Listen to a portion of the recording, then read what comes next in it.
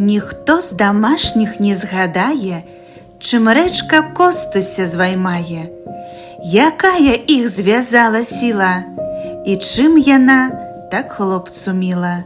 Бывала, толькі чуць разнее, чуть трошки ў лесе пасвятлее, глядзіш на рэчку, ён шыбуе, і лёд сякеркаю мацуе. То падбяжыць і скаўзанецца, і сам сабе ён засмяецца, то спыніць крок, замрэ, застыне. Такая радасць тут хлапчыне.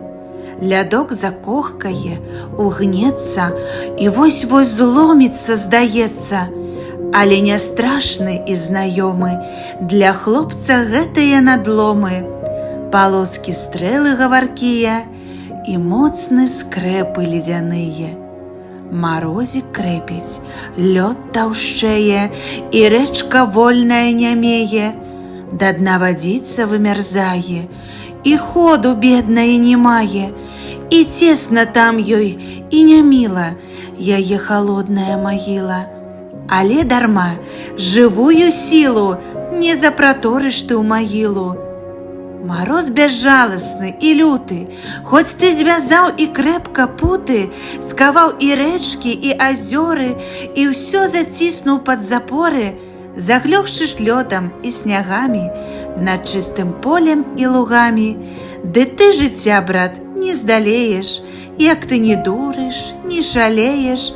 Глядзі, скрозь ковы ледзяныя, сачацца кропелькі жывыя, дарогу новую шукаюць, і лёд вадою заліваюць.